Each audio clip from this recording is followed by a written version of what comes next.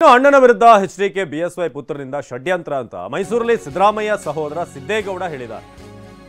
ನಮ್ಮ ಅಣ್ಣನ ವಿರುದ್ಧ ಎಚ್ಡಿಕೆ ಬಿಎಸ್ವೈ ಪುತ್ರನಿಂದ ಆಗಿರುವಂತಹ ಷಡ್ಯಂತ್ರ ಇದು.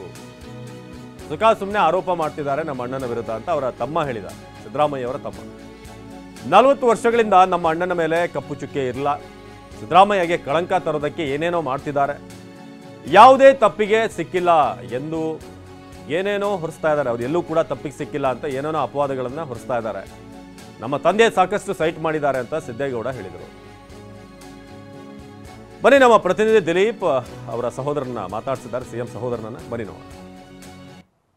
ಮೂಢ ವಿಚಾರವಾಗಿ ದಿನೇ ದಿನೇ ಸಿಎಂ ಸಿದ್ದರಾಮಯ್ಯನವರಿಗೆ ಸಂಕಷ್ಟ ಎದುರಾಗ್ತಾ ಇರುವಂಥದ್ದು. ಒಂದು ಕಡೆ ಲೋಕಾಯುಕ್ತದಲ್ಲಿ FIR ದಾಖಲಾಗಿದ್ರೆ, ಮತ್ತೊಂದು ಕಡೆ EDಯಲ್ಲೂ ಕೂಡ FIR ದಾಖಲಾಗಿರುವಂಥದ್ದು. ಈ ಬಗ್ಗೆ ಮಾತನಾಡಲಿಕ್ಕೆ ನಮ್ಮ ಜೊತೆ ಸಿದ್ದರಾಮಯ್ಯನವರ ಸಹೋದರರಾದಂಥ ಸಿದ್ದೇಗೌಡರಿದ್ದಾರೆ. ಅವ್ರನ್ನೇ ಮಾತಾಡಿಸ್ತಾ ಹೋಗ್ತೇನೆ. ಸರ್, ದಿನೇ ದಿನೇ ಸಂಕಷ್ಟ ಎದುರಾಗ್ತಾ ಇದೆ. 40 ವರ್ಷ ಕಳಂಕರಹಿತವಾದಂಥ ರಾಜಕಾರಣ ಮಾಡಿದರು. ಈಗ ಎಲ್ಲೋ ಒಂದು ಕಡೆ ಅವ್ರಿಗೆ ಒಂದು ರೀತಿಲಿ ಕಳಂಕ ಬಂದ್ಬಿಡ್ತು ಅನಿಸುತ್ತಾ? ಈಗ ಕಳಂಕ ಬತ್ತು, ಅದೇ ನಮ್ಗೆ ಅದು ಅಷ್ಟು ಗೊತ್ತಿಲ್ಲ. ಯಾವುದೋ ಮೂಢ ಸೈಟ್ನ ವಿಚಾರ ಮಾರೇ ತಪ್ಪು. ಅವರು ಏನೇ ಒಂದು ಮೇಲೆ ಅಷ್ಟಿಂದ ಯಾತಕ್ಕೂ ಸಿಕ್ಕಿಲ್ಲ ಅಂದ್ಬಿಟ್ಟು ತಪ್ಪು ಒರ್ಸೋಕೆ ಏನೇನೋ ಕಥೆ ಮಾಡ್ತಾವ್ರೆ.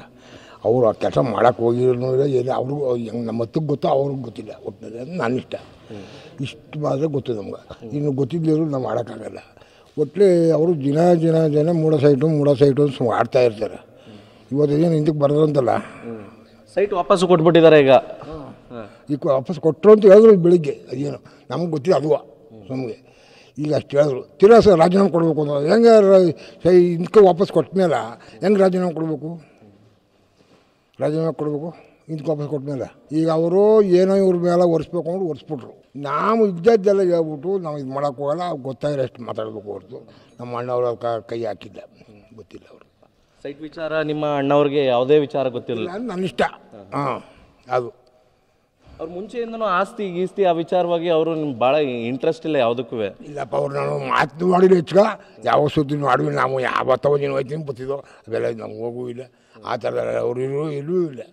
ಯಾವಾಗ 40 ವರ್ಷದಿಂದ ಒಂದು ಕಪ್ ಚಿಕ್ಕಿ ಬಿದ್ದಿರಲಿಲ್ಲ. ನಿಮ್ಮ ಅತ್ತಿಗೆ ಅವ್ರಿಗೆ ಗೊತ್ತಿತ್ತ ಈ ವಿಚಾರ ಎಲ್ಲವೇ ಅಂತ? ಅಪ್ಪ ಅದು ನನಗೆ ಗೊತ್ತಿಲ್ಲ. ಗೊತ್ತಿತ್ತು ಅಂತ ಹೇಳೋಕ್ಕೆ ಹೋಗಲ್ಲ. ಒಟ್ಟಲ್ಲಿ ಸುಮ್ಮನೆ ನಾನು ಅದು ಗೊತ್ತಿತ್ತು ಬಿಡ್ತು ಅಂತ ಹೇಳೋಕ್ಕಾಗಲ್ಲ. ಅಂದರೆ ರಾಜಕೀಯವಾಗಿ ಯಾರೋ ಷಡ್ಯಂತ್ರ ಮಾಡೋದು ಕಾರಣದಿಂದ ಈ ರೀತಿ ಕಳಂಕ ಬಂತು ಅಂತನಾ? ಕಳಂಕ ಬಂತು ಅಂದ್ರೆ ಯಡಿಯೂರಪ್ಪ, ಕುಮಾರಸ್ವಾಮಿ, ಇದಕ್ಕೆ ಮೂಡೋದಾರೆ ಅವನೇ ಕುಮಾರಸ್ವಾಮಿ. ಈಗ ಅವನ ಬೇರೆ ಉಳ್ಕಂದ ಬಿಟ್ರ. ಕುಮಾರಸ್ವಾಮಿ ಯಡಿಯೂರಪ್ಪನವರೇ ಮಾಡೋದು ಇದು ಇನ್ಯಾರು ಬಂದರು?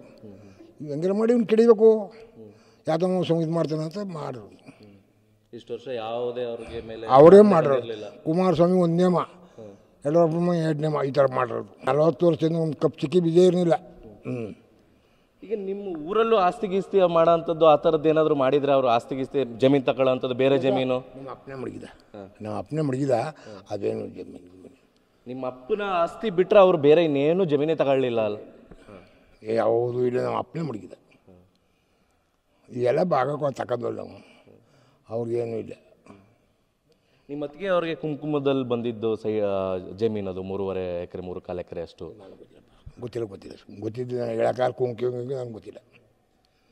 ಬಟ್ ನಿಮ್ಮ ಅತ್ತಿಗೆ ಅವರು ನಿಮ್ಮ ಜೊತೆ ಮಾತಾಡ್ತಾರೆ. ಸಿದ್ಧಾನ ಅಂತಿದ್ರು, ನಾವು ಪಾರೋದು. ರಾಜೀನಾಮೆ ಕೊಡಲೇಬೇಕು ಅಂತ ಹೇಳ್ತಾ ಇದ್ದಾರೆ. ರಾಜೀನಾಮೆ ಕೊಡಬೇಕು ಅಂತಂದ್ರೆ ನನ್ನ ಇಷ್ಟ ಏನು ಕೊಡಬಾರ್ದು ಅಂತಪ್ಪ. ಅವ್ರದ್ದು ಹೆಂಗಿದ್ದು ಅದು ಗೊತ್ತಿಲ್ಲ. ಅವರು ಕೊಡಬಾರ್ದು ಅಂತ ಅಂತಾರಲ್ಲ ಮಣ್ಣವರು.